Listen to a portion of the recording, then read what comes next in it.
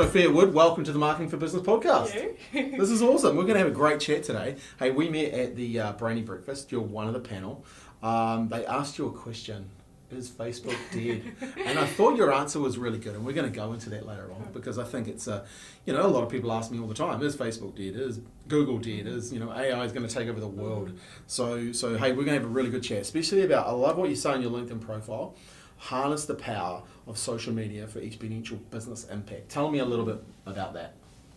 Yeah, I think that came from really. I've been doing social media for a long time, and it came from a place of businesses were really wanting to be on social media, and there was a real drive to go on social media, but then looking at your business objectives, where your audience are, what impact you'll actually get from social media, was overlooked. And so I really like bringing clients back to, and people back to, what are we trying to achieve on social media? Nice. And sometimes it's actually pulling back on resource and investment in social, and putting that into other channels as well. Totally. Yeah. I've learned over the years that you got to design the strategy to pick the tactics to produce the results you want.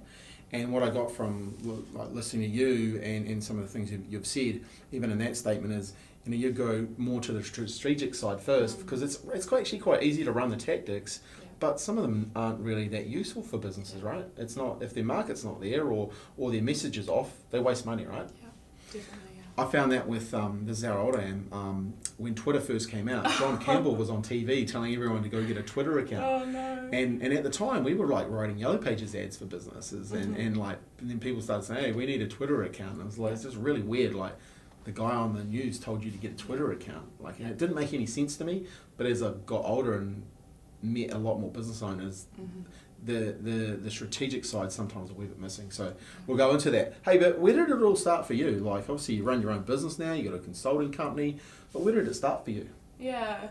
It's been a journey. Yeah. It's been a real journey. Going right back, I originally thought I wanted to do psychology. Yeah, nice. So I left school, thought I wanted to do psychology, and my dad said to me, why don't you try a marketing paper? Cool. Makes sense. Yeah. I'd always kind of run little shops at the gate and things like that, selling things growing up. So I was quite into business without really knowing. I was selling my parents' things. Yeah, cool. I sold pancakes at one point. They were really bad. Yeah. They were full of kind of clumps of flour and...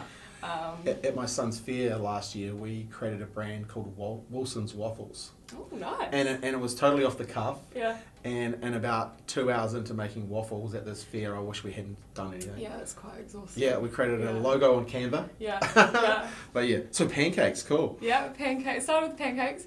And then, I actually went to university when I was 16. So oh, wow. It was pretty crazy. Yeah. I didn't do my last year of school and went straight to university. Primo. So you qualified for the entrance into there? Yeah, they do a discretionary entrance, so you can apply for that at the end of year 12, which not many people know about. And I wished I'd known about it. I started at 13 for a couple of weeks and then found out about it. Wow. And so that was quite good because it allowed me to pick up papers that I might not, that was why I was quite keen to try marketing, because it felt like I had an extra year to experiment. But then I loved marketing because it was psychology and business together. Yes, so true. Yeah, it was really, really cool. Yeah. And then I did a Bachelor of Commerce, which was really great, kind of getting all the foundations. And then I went on to my first role was in a digital agency. I was their first employee. Oh, wow. What did you, just going back there, what did you learn from going to university? What was your biggest takeaway from that whole experience, especially going in at 16? I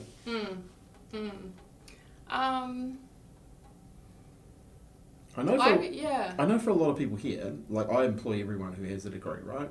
I'm the only one without one. But what I find is they're very good at the learning, right? So we come in, we give them world-class training, and they're very good at the learning side of things. Like I find versus, they're actually very process-driven because of university. Yeah. Would you say that's something that you... Yeah, I got really comfortable as well with the process of learning. I think, particularly doing papers like economics and accounting, which I hadn't done. Yeah. that feeling of not knowing the answer and feeling frustrated for a couple of hours until you work it out. Nice. That was something that I eventually realised was just part of the process. And that's good for life now, right? Yeah. You know, that can really, really help you. Sure. Yeah. So good. Okay, so then you started a digital marketing company. Well, kind of. I was the first employee at a digital marketing company. Yeah. So they did SEO and Google Ads. Nice. And they had been really, really successful. This was in kind of its peak for Google Ads and SEO. Nice. And I came on board, and in my first week, my boss said to me, all of my clients want social media, and I want you to lead that whole service offering. Brilliant. It was brilliant. I kind of went home and cried because I was so stressed. But I would go out and talk to clients, understand what they wanted, what they needed. I taught myself Facebook ads. Nice. Had already done quite a lot of content stuff at university. Did a couple of courses, and then I would account manage the client. Now I know it's called account management, but I would have the direct relationship with the client. I made all the packages, I built them. I did a few workshops for clients, and so. Do you reckon you really got that? Did you get that job because you were the youngest, or like did they just think, hey, you'll catch this ball and see what Sophia can do? Like, is it? Yeah. It was just that. It was literally, I was the only employee to begin with, and so they had so much demand to go into social. Yeah. I was still doing Google Ads and SEO, but then they said, can you also... It just started with, can you talk to this client and sell them a social media package because they really want to stay with us. And there weren't a lot of agencies at the time doing social media, so it was quite a unique position to be in. It was definitely being put in the deep end. And did you find you liked that, or was that like stressful for a bit, obviously? Stressful, definitely stressful. But I think that really helped me in my career because I got such an oversight of all the different elements of just SEO, Google Ads and social. And I was able to, I had enough time to, I wasn't restricted because I wasn't in a big agency by time for different clients. So I actually spent a lot of time on each client going over and above. But I could test what worked and what landed. And what part of the country were you in when you were doing this? Were you in Christchurch? I was in Mount Maunganui. Oh, Mount Maunganui, nice. Yeah, it was great actually. We were working by the beach, so perfect. Go swimming at lunchtime. And what a lifestyle! What a dream. It was very, very cool. When you look back at some of those stages, like what were some of the biggest takeaways for you? Like, is there anything that sticks out? Like dealing with the clients. Like, was there anything that you kind of started to find? Well, hey, this is common, or like, was there anything that really stood out for you? Yeah, it was definitely that. Especially because I was working with people who were a lot older than me. I realised that people are people. And I think as well, I've always really, really cared about the client outcome. Which has been, you've got to pull that back sometimes. But that I really enjoyed, and I worked out that as long as people understand what's going on and they trust you because you actually care. It's a massive difference, eh? Yeah. And people can tell when you don't care, right? As well. And I think, I definitely come across it in this industry. There's a lot of people out there that are just dialing on the phone, picking up customers, and just, it's all about sales. It's not about the other side of it and getting them results. And I can tell just like people are people, that's such a great statement, And people just, I always remember my grandmother, my great-grandmother, treat people how you'd want to be treated, and I think that's always held me in good stead. And I can tell that you're probably the same sort of mindset there, right? And it is a mindset. Because when you're dealing with business owners, it can be quite stressful in the fact that, hey, we are making the money, and we're using their budgets to make the money, right? And that's going to be quite stressful, right? What else did you learn there? Like, did you have any like favourite things that you started to go, oh, I really like this side of social media, or I don't like that side? What was your? Yeah, I definitely worked out I really loved. So it was the type of clients we were working with were small to medium businesses. And so they really wanted their digital marketing just sorted. So we'd send them, a monthly email. We might catch up with them. I might go and see them kind of every few months. But it definitely wasn't very heavy in terms of interaction. And that was something I realised I really wanted. Yeah. Did they understand what social media was? Like, did they? No, actually. So it was similar to the Twitter, and that people had, at the time, the algorithms on Facebook and Instagram were amazing for organic growth. Yeah. And they had been told about opportunities. They were seeing their competitors get social media. Yeah. And so there was a real demand. So often it was actually educating around, again, like what the business impact and business results are, rather than just, okay, we can do 5 posts, it might be. Yeah. It was a real strategic... and also, people knew about the front-facing social media, but they didn't have any understanding of the back-end advertising what potential. Really is going on, And for me, that was always the most powerful piece with clients, was going, we can target new customers with advertising, rather than, often they came for the content, thinking it would deliver the results, and it was the advertising that was really good. And because we'll definitely talk about content in this podcast here, because it's such a big part, but the advertising side really is the driver. And that's what we've seen over the years, you know, like you can have great content, especially now. If you don't pay to get it seen, it's very rare that you get something to go viral, you know, and a lot of people hang their hat on something going viral, but really you can't build a business on that, right? What was some of the I guess some of the feedback that you were getting from clients, you know, like were you finding that you were really having to educate them on what everything was? I think still today we're still educating businesses on what content is, what organic content is, what's paid media, you know? And it's our fault, right? Like, end of the day, we understand the language and the jargon, and it's our job to explain it as simply as we can. How did you do that when you were first starting out with people? The biggest thing was to be really unjudgmental. So often people, I think now people feel more comfortable. It's more well known that social media is quite complex, and digital marketing, but then I think everyone felt like they should know what social media can do, what it is. And so being able to talk to someone who's an expert in the area but doesn't judge any questions was really, really helpful. That's a skill. Yeah. So you are listening to understand versus listening to reply, which is the opposite for a lot of people that are doing that dialing for dollars stuff, right? They are listening to reply. So that's a great takeaway to learn, you know, because if you're just looking from a point, you're just looking to serve. How can I make this better? What are some of the things that were any mistakes you could see business owners doing, like when it came to that sort of stuff? Yeah, it was definitely for me not taking that strategic approach. So, you know, especially some clients that came to me would have, they had been with another digital marketing agency that was specialised in one platform or one channel. Oh, true. And they would have they wouldn't get the results that they were looking for. And I think if they'd gone to a more strategic agency first, or the agency had offered more strategy across all channels, they would have had much more result in their business. So that was definitely a big one, was just why are we on Instagram, for example, when their target audience might have been people at the time who were 65 plus, who aren't they're on, not there. People are more on Instagram now, but it was kind of like TikTok, and that people hadn't moved from Facebook.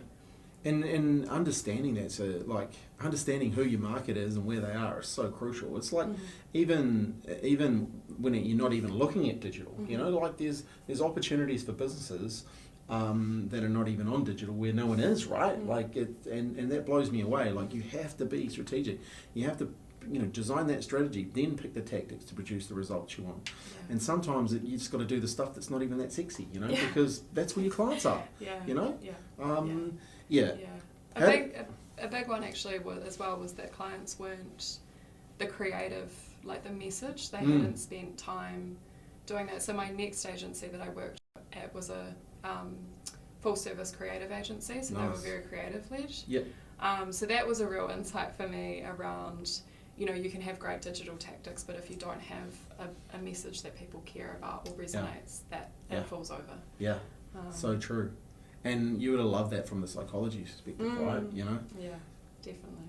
Did you get involved in some of the messaging side for the clients from that point on? Yeah, so my role in the second agency was an account manager and a digital strategist. So I didn't want to lose the digital, but I enjoyed working with clients, so it was they kind of created a dual position for me. But that was, it was definitely interesting in terms of people. The messaging was so important, and I worked with some incredible creatives that had come from Auckland, America, the UK, and watching them in client presentations, and just remember we had one client cry because we'd captured their brand message, and they were a family-owned business, and Primo. It just felt really impactful, the work that we were doing. That's awesome. It's cool when you kind of get it, like you understand the whole picture, but how much the messaging really plays a part. Like I learnt, I failed English I failed English at sixth form. Oh, wow. But then I self-taught myself how to write copy. So when I was in the corporate world, I learned how to write sales copy from some of the best in the world. And it was amazing, those psychology side of things, and like, it was probably at school I just didn't enjoy reading like certain books that you were told to read, etc. But when I started learning the psychology of people and understanding what makes people buy and how you impact people through messaging, that blew my mind, right? Like I was blown away, like how you could impact people with a message, and then you can then expand that and reach more people with it using advertising. That blew me away too. I was like, holy, this is a great place to be. So working at a creative agency, how many people were there, and what was your sort of... So we had about 25 in the team, so it was a big jump from just me and my boss. So it was really nice. I really enjoyed that. Were you looking to grow there, or did you move cities? What was the reason for leaving the one-man band? So it was definitely growth. I realised that I'd done as much courses and self-teaching, and I really wanted, and it was also I wanted to work on bigger client accounts, just because the budgets were a lot bigger. I was going from, $5,000 every few months to millions of kind of in terms of budget. So it was good. The potential of what you can do in marketing with that type of budget. You can be more nimble on the other side, but then you can be a much more mass media approach. Yeah, so true. Well, courses, you mentioned courses there. What were you doing to train yourself? So I did the free Google Ads certification. That was actually really helpful. And then I also worked with a company they were called Ad Hoc at the time, and I did their social media ads workshop. Cool. And I loved what they did in that they focused very much on the theory behind advertising rather than the technical, because I kind of knew the technical. And at the time, for example, one of the things, it was just very useful. Like one of the things they said with smaller businesses is have retargeting ads. So when someone visits your site, retarget them with messaging on the Facebook newsfeed around FAQs, testimonials, that if they someone might visit 3 different competitors, not make a decision, click out, and then a few days later they get kind of to know the business without even trying. And so easy to do, but just, as I say, a small hinge swings a big door. Like it's a little thing, but if you don't know it, if you don't know, you don't know, right? But that's like building that know, like, and trust is like, I always say get known by the success of your clients, right? So if someone comes to your website, you want the next thing for them to see is a testimonial in the newsfeed or a case study, and that's part of psychology, It sounds when people talk about retargeting, it sounds actually quite confusing, but actually it's relatively simple, because if you know the technical side, then you just have to know the psychology side, right? Okay, so you were learning, and do you like learning? Did you like the kind of... Yeah, I love learning. Yeah. And then what I love about, and I say this to my team all the time, like we're hiring at the moment, and someone will come in and they're, what sort of training do you have? And I'm like, man, we got training. Cool. But I love about the training here, it's world class, but then you get to implement, because one of our core values is world class training, world class outcomes. And so people get to train, but they get to implement. And they get to implement our stuff first, which is real cool as well. So, and then I think that's the beautiful part about the industry as well. Like you're not having to wait around to see a result from what you're doing. Yeah, it's very instant. Yeah, It's very totally. instant. You know if it's working or not working pretty quickly. Pretty quickly, right? Okay, so you're working with 25 other people. Mm-hmm. Did you like that? Did you like that hustle and bustle? Yeah, I worked with the agency. Most of their staff were quite senior, so really exciting being in the room with people who'd been in advertising for a really long time and they really understood the industry. Really great team. We had digital was really growing at that time, so our digital team was growing, and we had different types of people coming in from all elements of digital. Nice. Yeah, it was. I really loved the team. So I learned a lot from. I mean, my perspective of it was that people would pay $200 an hour plus to be in the room with that person and get their insight, and I was getting all of that for free. Yeah, nice. Yeah. Learning while you're earning. Yeah. I like it. Yeah, just getting access to people that I wouldn't have had access to. Yeah, that's so good, and especially when you're starting out, you just want to soak it all up, right? Mm-hmm. What are some of the big things that you learned from the more senior people? Heaps. I'm trying to think of a single. Definitely learned the importance of brand. Mm-hmm. So we had an incredible creative director there who really taught me about brand because Nice. I'd come from, I'd learned about it at university, but I'd come from that digital side. Yeah. And just the power of having a brand that people, again, psychology, people can emotionally connect to. Yeah. So there's, you can have really functional advertising and, call to action campaigns, but if you don't actually tell and you don't actually think about what is our wider feeling and emotion we want, people buy because of emotion. Yeah. And so that was a really big learning for me. Yeah. I think that's really important in your own personal brand too, right? Like, what is it that you want people to know about you? And as a business owner, you should have your own personal brand. That's my belief anyway. It took me a long time to understand the importance of brand because I came from a copywriting, direct response marketing background where you just paid $1 and you measured how many dollars you got back, and it was like, okay, that ad went out and that there made us $20 for every dollar we spend. That's great. Oh, that one's losing $20. Oh, that's not so good. But you could tell, right? And then when I worked in the corporate, I kind of saw them building the brands and spending a lot of money to do so. Yeah. And it was good at that corporate level, but not so much at that small business level, right? But at the same time, I think now you have the beauty to do both on a budget for, small to medium sized businesses, right? The playing field's kind of leveled out a wee bit, where you can build your own brand, using video, using podcasts, using kind of the digital. But it took me a long time to understand the importance of brand. Yeah. But now I get it, and I see brand as kind of a marathon. It's a piece over time, where marketing's kind of more like your races, where you can actually bring people into your world a wee bit faster. Yeah, I completely agree. Yeah, it's not as fun as that sales side, but over time you definitely build that and it pays off. Yeah, and I think do you look at your personal brand and go, okay, what am I building here? Yeah, definitely. What I do think you want to get known for? Yeah, it's interesting. It's definitely my own brand makes me realise the power of doing it for other people because it's so hard to see your own current position, if you're talking about branding, your current position, and then what information is useful, what story is going to resonate with people. Whereas when you're looking at someone else, you can instantly see all the great things about them, all the important stories. And I always had, before I started building my own brand, I always had clients say to me, social felt really, really hard for personal branding because it is hard. Yeah.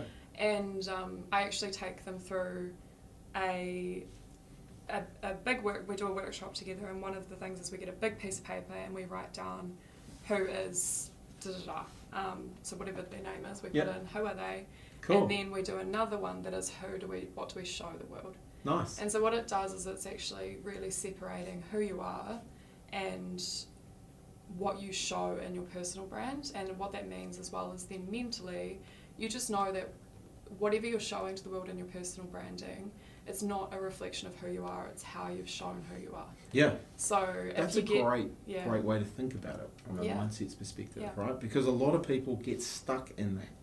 Oh, I don't want to share that part of me. Yeah. You know? Yeah. So just go through that again, because I think it was really good. Because here's Yeah. here's what the position I've taken from a personal brand perspective. I want to be seen as useful and helpful. It's my whole thing. I'll give people value in advance. I learned a long time ago to give people value in advance before they give you any money, right? So my thing is, be seen as someone who's useful and helpful, and that inspires people. I give people confidence through my actions, right? And that'll inspire other people to take action. So I know that's how I'm building what I'm doing, right? So let's just take someone through it. Let's call him Murray. Cool. Murray. Okay. So who is Murray? Is that what we're asking? So we'll have kind of wider outside of that. You'll have your business objective, your personal objectives, all of the things you're trying to achieve, who you're talking to, and then also your unique selling points. Nice. So, and then reasons to believe those. For example, Murray might be an incredible plumber, for example, and that's the positioning they're wanting to take. But then what are the reasons to believe that? So he's been in business for X amount of years, he has happy clients, So you work out what those key things are, and then what we do separately to that is we go, okay, who is Murray? So it might be, great parent, great friend, loves kite surfing, has a business, all these different things about them, and then also their personal values. So what's important to them? Is it integrity? Is it inspiring? Is it providing value? And then from that we go, okay, who is Murray in terms of what we show to the world? Yeah. So we might go, often we don't go into detail around family. Yeah. Nice. Because for a lot of people they don't want to do that, right? Yeah. Or it might be that we talk a little bit about kite surfing because it ladders into why we relate to our customers. Yeah, cool. Or he might talk about his business journey because then that shows that he's been in business for 10 years, which is why he's a great plumber. So it's actually I think one thing with personal brand is there's been a real rise with authenticity, which is fantastic.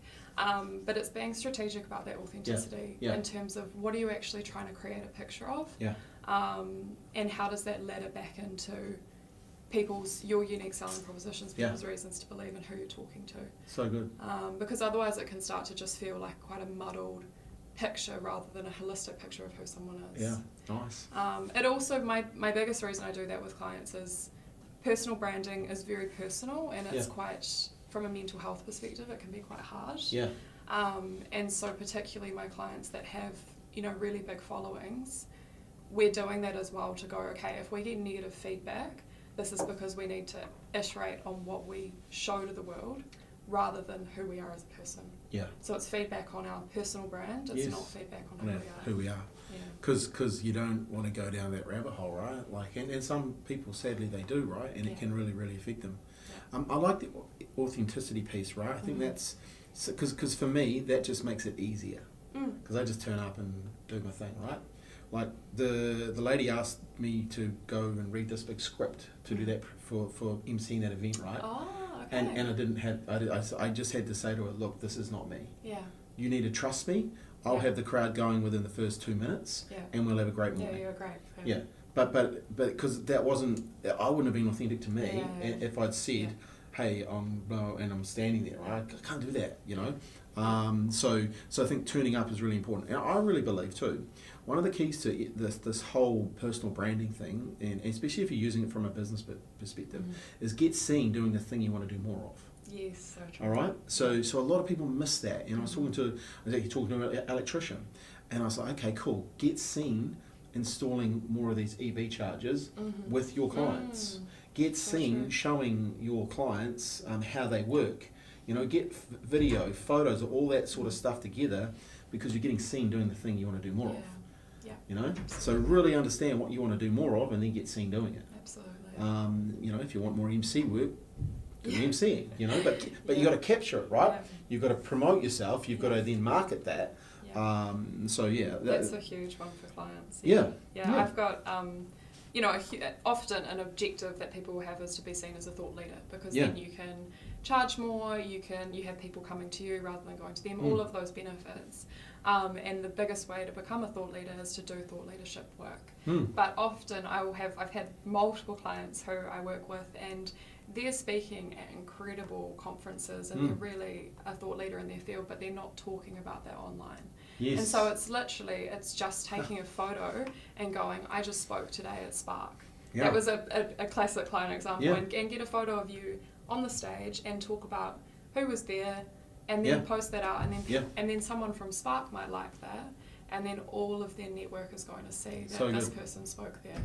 And you don't actually have to be on big stages. You could be at your local networking group, you know, and all of a sudden you've got a photo of you talking to the networking group, which you probably do every week if you go into networking, and then you've probably got 25 people that can promote it for you. Like it's all those little things that add up, right?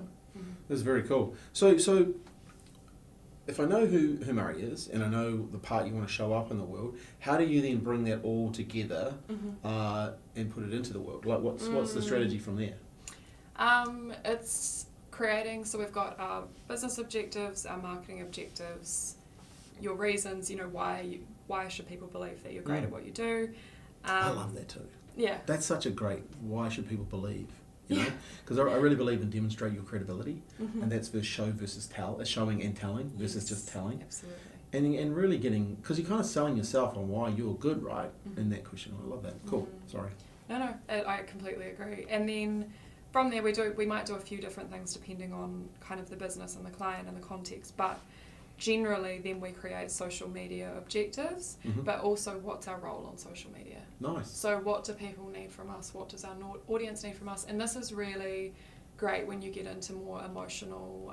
A client I worked with, for example, was a international speaker on wellbeing and resilience, and really well known, really incredible. But we went through a process of where our audience that we're helping, how are they feeling, and then off the back of that, what's our role on social media then to fulfill that? So some of it was giving hope, you know, giving actionable tools, showing that we care, and they were really beautiful, and community.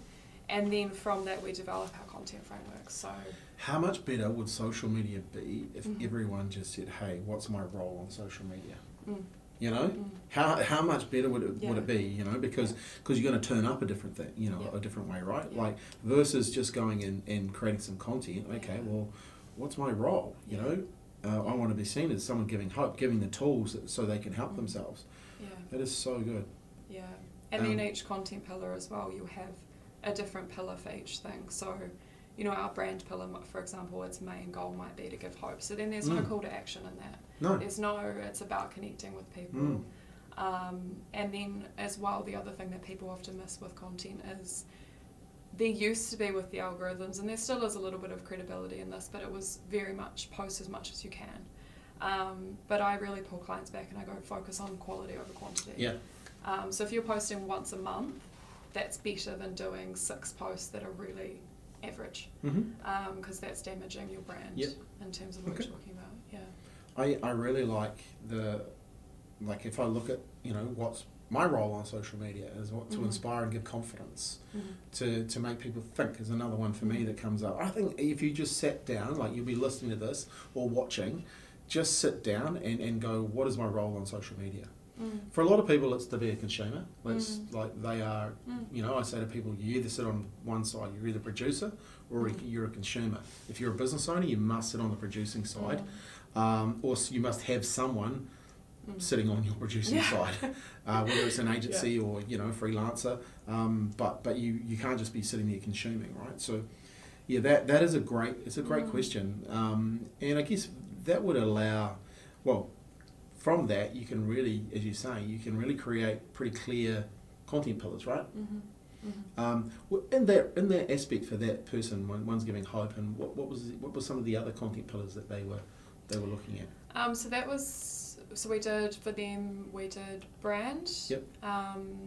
We did products and services. So that was very minimal. It was 5% of our content. Was how do I actually work with you further? Is that where you started to put the pitch in? Like, It's and it's just actually like this is often missed by businesses because they don't want to feel salesy. Yeah. But I'm sure everyone has a page that comes to mind when you love their content. Yeah. You've followed them for years, but you actually have no idea what they do or how to work with them. Yeah. And so it's not necessarily, you don't have to pitch. Yeah. You just do a post with, what you offer. Yeah. And how people can work with you and the cost of that. So good. I've been guilty of that over the years. Like people come up to me, what do you actually do? Yeah. Yeah. And it's hard. Because like, I'm kind of like out there talking about stuff, but the digital agency runs in the background, right? And I don't create all the leads. Like we've got a full SEO, we've got an SEO team and Google ads and content going out. So it's not just me but I'll be talking, and then even like in the weekend, someone said, "What do you actually do?" I said, "Well, go talk to that guy." Because we've done. Yeah. So that's you've got to balance that, right? Yeah, and that's as well like for your personal brand, your business objective wouldn't necessarily be through your personal brand to be growing. It might be to grow the agency side, but you'll have other things that you're wanting to grow. Yeah. So it might be that more people are contacting you to network or to go on the podcast and things like that. So then you might only have a 2%. Every blue moon you do a product and services post, but if you're getting leads from other places, then your social media should just be to grow a brand. Yeah. So that when people come in the door, they have a perception that's really fantastic of the agency because of your brand. Yeah. So it's very different depending on who you are and what you're trying to achieve in terms of how you approach social as well. Yeah. And I find it really interesting because we'll do an interview a week with someone, and then the following week I do by myself, right? And I learned. I was in America and I was talking with a friend of mine, Matt, and he's got a massive podcast, and he said, "I'll just put your phone number in the podcast." He says, "You just wait how many people start to contact you," and it's crazy. Yeah. And then he said, "So then test that, and then just start saying." Talking about all the people that you get feedback from, and you watch how much more feedback you get.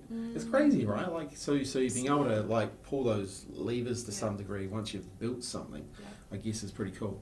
Yeah. Hey, so what do you find most rewarding about dealing with business owners in regards to this whole digital marketing thing? What's the thing that just like turns your light on? Oh, it's just giving people a platform where they can make the impact that they dream of. Yeah. And I definitely get a huge kick out of clients that are doing work that their core purpose is to do good in the world. Yeah. That's cool. Because you can really and it's such a clients get a real direct feedback from the consumer in terms of you get people saying to you, "I saw this post and it really helped me." Like I had one, we posted out a series of videos around mental health, and we had, overnight we had 300 comments on the post saying, "This has saved my life. Yeah. That's thank you so much." And it's just, I think social media can be so bad, and digital marketing, you can use it in a really negative way, but you can also use it in a really beautiful way. Massively positive way. And that comes down to the mindset, right? And how you want yourself to show up and what's your role. Yeah. So who, like now you have your own business, right? So who are your ideal clients that you'd love to work with? There'll be people listening on the podcast going, "You know what? I love what you're saying." Like, who is it that you want to help?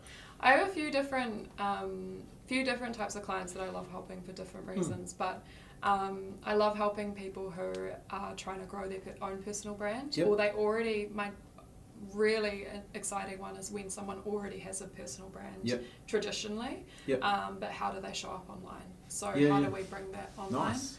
And then also businesses who, I work with quite a few big corporates, and they're looking at how do we actually do social in a way that is meaningful, the board is on board with, how do we make our jobs easier and our lives easier because the board understands what we're doing. Yeah. I'm documenting all of that. Cool. And then also small businesses. I do a little bit of work for smaller businesses with actual, content and advertising too. And I love that, and that their lives are usually changed in terms of, how much business success they have. Totally.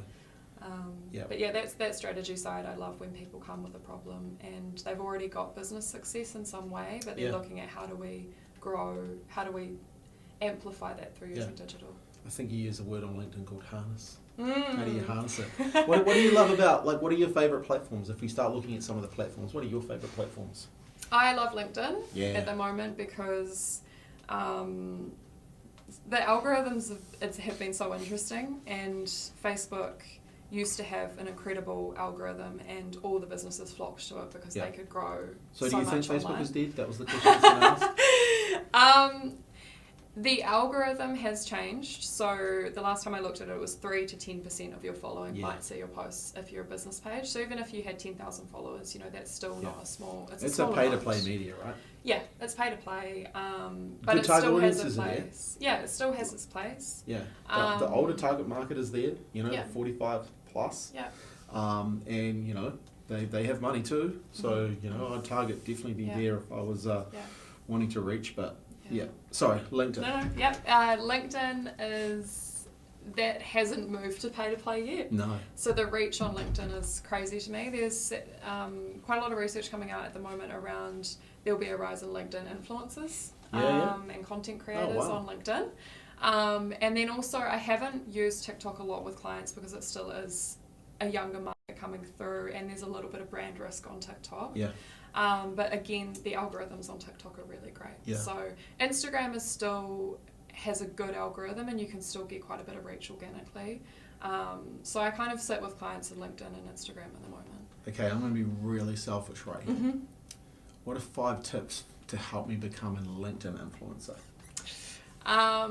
First thing is to optimize so I talk about with clients owned, earned and paid media. Mm-hmm. So your earned media is your credibility, people talking about you, you earn that place because you're trustworthy and good. And your owned media is things like your website, your LinkedIn profile. You control that entirely, but it tells people what you do. Paid is obviously paid.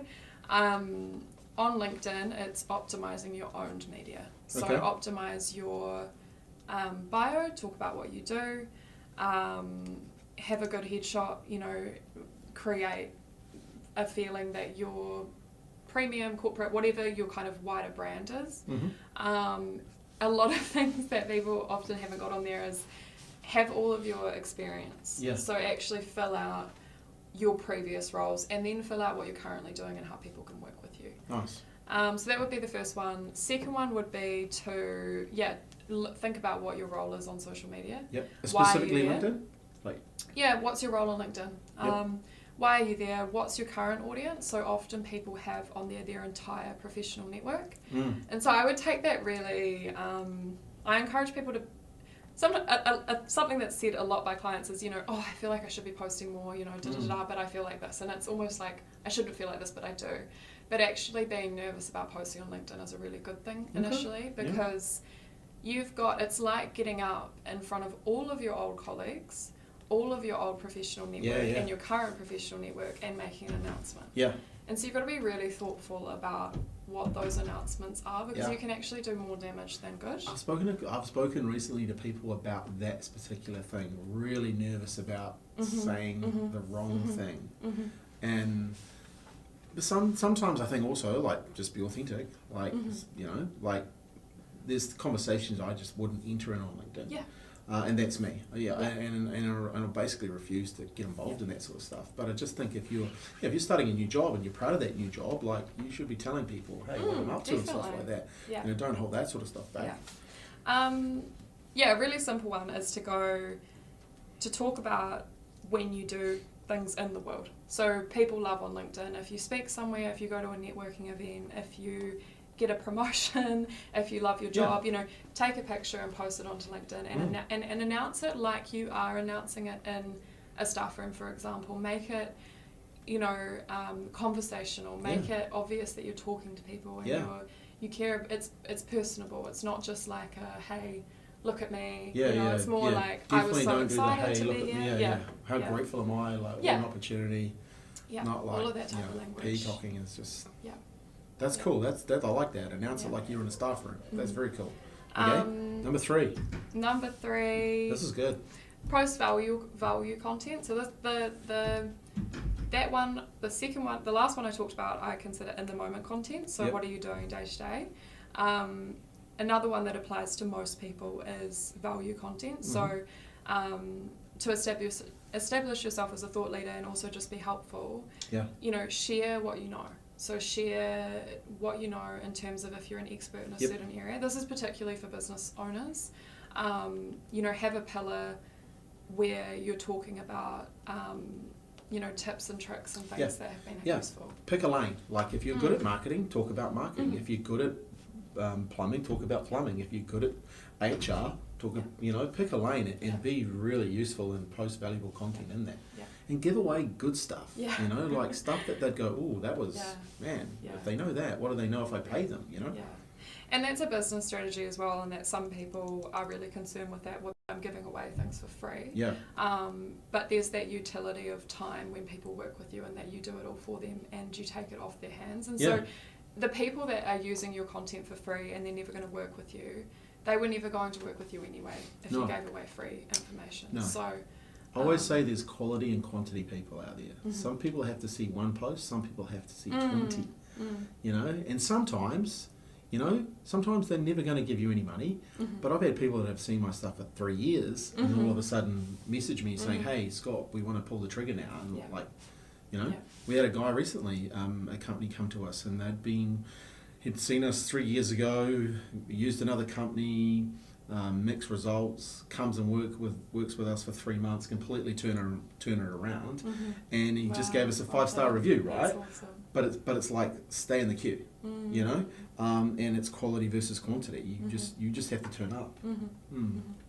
On that as well, another one would be number 4 is to share testimonials and case studies. Totally. So share the work, share what you're doing, and tag the people who are involved in that in your posts, because then their entire network, regardless of whether they comment on it or like it at the moment, their entire network, not their entire network, but a large portion of their network will see either a notification that they were tagged in a post by you or on their feed that da-da was tagged in a post by da-da-da. Okay, good. So that's pretty amazing way to generate word of mouth marketing. I really believe get known by the success of your clients. It's the number one thing I reckon. If you can do that, if you just did that, you'd be a better business. You'd be more successful with marketing. So we've got a campaign coming out soon called Be Like Mike. Awesome. And the thing is that Mike's the guy that gave us the 5-star review, right? So we put out a campaign, I'll put out a post about it. He then commented on the post saying, hey, I just want to reiterate. So we're like creating a campaign, Be Like Mike, because he even commented on the post that's got him in it. So he's so happy. So happy, right? So you can then use that from a marketing perspective as well. So share testimonials. And look, I always say to people, like, you only need one. Yeah. You've got to start somewhere, right? And and I always say this when people starting out, go and do something for free if you don't have something. Absolutely. Go and give value in advance for free to get a testimonial, because you need one. You need one good one, and that can snowball from there. So, because it's all about giving people confidence, right? Yeah. Number 5. This has been great. Number 5. So measuring success. Nice. So what metrics are you looking at? So. Often people will actually have silent followers, so they won't. I've actually had this a lot with my own content, and that clients will never like or comment on a post, but they've been watching it, and then they convert. So and they DM you, right? Yeah. That's crazy. And ways to track that is you can look at, instead of just looking at likes, comments and shares, look at your profile visitors. So you can see how many people actually visit your profile on LinkedIn. Nice. So that's them finding your content and then visiting your page. You can also do that, this is going off track, but on Instagram as well. It's a really great one to look at. And then obviously looking at following growth, looking at reach of posts, and then website traffic. So how much of traffic on your website is coming from LinkedIn? LinkedIn, nice. Because those to me are much more powerful for most clients. It depends on what you're doing, but that's much more powerful than likes, comments, and engagement on a post. Yeah, and that is the hard part for. If you're relatively new to the whole content game, that'll be the hardest thing in your mindset to get over. Yes. Is that whole no one's listening, no one's watching. But I remember watching something, and I can't remember the lady's name, but she nailed it for me. It was like, it was, hey, 10 people watching your content versus 1,000 people watching. People like get upset. There's only 10 people watching. But she said, what if those 10 people walked into your business today and wanted to do business with you? How much would your business change? And I was That's like, so true. wow. Yeah. You know, because my first seminar that I did, I had 6 people turn up. Do you know how embarrassing that was for a marketing company? Like, it's pretty bad. But I didn't do a few things properly, right? And now we've turned all people away at 150 in the room, right? So, once again, that's our problem for not having a big enough room. But it was like, you could just stop if you got all worried about, So I learned, always turn up. Always turn up for the people that turn up. Not for the people that don't turn up, like you know, and that was it. It's a real mindset, because as a new person creating content or putting yourself out there, sometimes if you don't get that instant feedback, it can be a bit brutal, right? Yeah, absolutely, and that's why that strategy as well with content pillars. You know which pieces of content will generate the engagement and which won't. So your testimonial content generally doesn't generate much engagement, but your content like having a promotion or starting a new role or starting a new business, that will gain a lot of engagement. So absolutely, it's not letting it put you off. And it's mixing them all together to bake the cake that actually showcases you to the world, right? Which is cool. And you should really use paid professionals to do that, like Sophia. Great plug. Yeah. Hey, look, this is really cool though. Let's just go back through these, because this is I really like. This is like, if you want to get good on LinkedIn, and I think you should get good on LinkedIn. I love LinkedIn. LinkedIn's a great place. Number one is go and optimize your own media, and on that platform, you know, really, you know, you fill in your expertise. You make yourself look professional, right?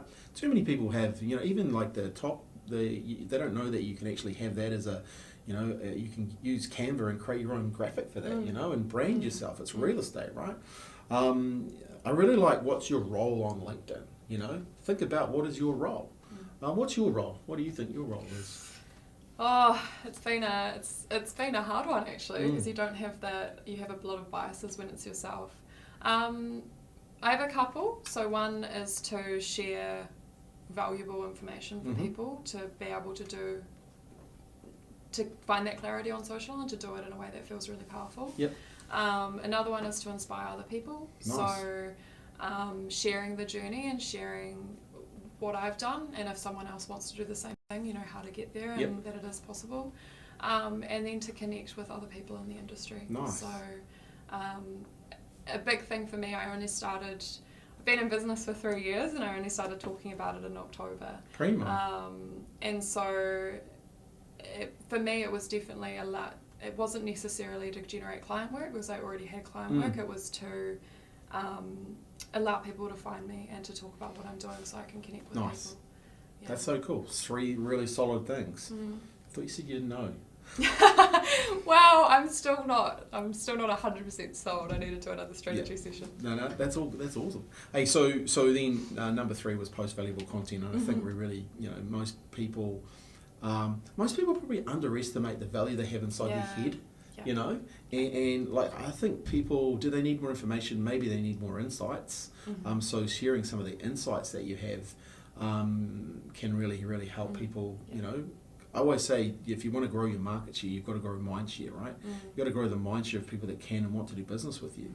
So what insights can you share with them to you know, start to grow that mind share? That actually happens over time, and that's when I talk about quality and quantity. Some people will just see one thing and they'll go, wow, that was cool. I'm going to engage. Other people will need to see 20 posts. Your job is to create the 20. You know, it's actually to stay in the queue. I learned a long time ago, a guy said to me, Scott, how do you get to the front of the buffet queue? And I thought this was a really dumb question. I was like, well, I don't know. Well, how do you get to the front of the buffet? He goes, well, you stay in the queue. You know, most people get out of the queue. You know, I got a really bad comment, or someone doesn't like me, or that didn't, you know, so they get out of the queue. Versus if they just stayed in the queue, things start to happen, things start to snowball. Number 4, pretty simple but really powerful, is share your testimonials and reviews and case studies, right? It's amazing to me that people don't. You know? And you know, it's amazing to me people don't even reply. You know, Google reviews. You go through the Google reviews, and they haven't even replied to them. Like, someone's actually said thank you. You know, and with the likes of tools like Canva and stuff like that, today you can take your reviews from the likes of Google and create brand new looking ones, right? Real simple. And then measure success. I really like that. I like what you talked about, silent followers. That's an interesting one, because I definitely have seen that over time too. You know, people there's people out there that, you know, and it's interesting, and you'll get this. Like, people will start to say to you, "Hey, I really liked your content," and like, well, you've never liked anything I've said. You've never commented. You know. Yeah. And that, I find that, you know, you'll meet them at a networking event or something, and they'll come up to you and say something. It's like, oh, do us a bit of a favour and like push that button, you know. Yeah, I agree. Help me reach more people. I agree. Yeah. Hey, this has been a great chat. Look, and we've been going nearly an hour. I'm gonna wrap this up with one thought around mindset. How do you stay sharp in a world of social media where a lot of people would get down in some areas? How do you protect your mindset? I really look after my state. Yep. So I think my state is everything. So your energy, who you are, how you're feeling. So a coach taught me this, and you know, they said business is actually, it's all about your state. So your state of mind and how your body feels. So really prioritizing, you know, I go for a walk every morning, I stay quite active, I eat well, I try and eat enough, enough protein, enough carbs. And I do that because I know that then I show up to every call with a client or a colleague, and I'm, you know, in a good place, and I'm in a good mood, and I positively impact their day. And I think often in business we can get really stuck in, and in corporate, but stuck in what we have to do and what we have to output. But actually, as soon as your energy goes and your state goes, you actually negatively impact a lot of people's lives. So when I do all of those things for my state, I just think that is part of my business. That's paid time. You know? What a great way of you're not actually just going for a walk. You're actually walking to refresh yourself. You're walking to bring your state of mind, so you can bring the energy to the conversations, right? And I think that's as a like, you own a freelancing company now, doing consulting, like people are paying you to show up, right? And you've got to get yourself in that state of mind. And I think it's a great takeaway for business owners. You know, what state are you bringing to your meetings? You know, even with your team. Like, if you're not bringing a state of mind to your team, you know, but what if you did? That's the coolest part, right? What if you did? What if you bought, you know, we have a thing today, we have a thing, a daily, right? Monday's a whiffle, what I feel like expressing. Tuesday is called Choose Your Own Attitude. So everyone stands up and they share their attitude they're having for today. What a powerful thing, you know? Today is intentional. What's one intentional win that you're focusing on? And Thursday is thoughtful and thankful. Friday is about core values and actions, right? So helping, that's how kind of you protect that state of the mind of your team. But you know, when you do, well, you're forcing yourself to show up in a better way, which is that's so good. Thank you for sharing that. I think that's one of the coolest things we've had on the podcast. Thank you. This has been so good. I've got so many notes. I was a little bit greedy. I believe you should ask the greedy questions in life, by the way. You should. A lot of people don't ask enough questions, right? I agree. You should, as a marketer, you should be more curious. I always say in my talks to people, your job, you now have a part-time job. That part-time job is to be a marketer. The reason you want to do that is you want to be curious. Curious is the skill to life. I teach my son that. Always be curious. Hey, so where do people get hold of you? Yes. So my website's Sophia Wood Consulting. So SOFIA. We're gonna put that in the show notes, by the way. But so you've got your own website, you've got your brand there, and what's the best way to engage with you though? Do you have like a strategy session first? How do people get? Yeah, so I do a free 20-minute clarity call with people, so they can come to me, talk to me, and then I either will say, cool, I think it would be really great to do a strategy session, to either a full strategy or a paid media strategy or implementation. Nice. I do content creation for people. I do ghostwriting on LinkedIn as well. Really? Nice. Yeah. That's cool. And off the back of that, I might even say, you know, I actually recommend these people in my network to help you. So that's awesome. Yeah, and then I post free social media tips on LinkedIn every week. Very nice. So we'll put your LinkedIn profile there too, so that people can connect with you. Hey, I really appreciate you coming on the Marketing for Business podcast. It's been awesome. We've had a great conversation, guys and girls. Drinking from a fire hydrant today. I hope you've taken heaps of notes. So I really want to thank you for listening. As always, I only need you to do one thing today, and that is to share this podcast. Look, if you've listened to some of the things that Sophia has said around, harnessing the power of social media, making a real impact through social media, and being on LinkedIn, etc. I expect everyone to tag us in on LinkedIn to say they've listened to this one. Then all I need you to do is share the podcast. Just share it. Share it with another business colleague, with another friend. It's growing and growing. As you've seen recently, we've been back at number 1 for marketing for New Zealand, and we just want to keep doing that. We just want to keep reaching out to more people because the stories and the information we're sharing can help people. So, Sophia, thanks for your time today. Thanks, guys. It's been great. Awesome. All right, go out, have some fun, and as always, make sure you take action.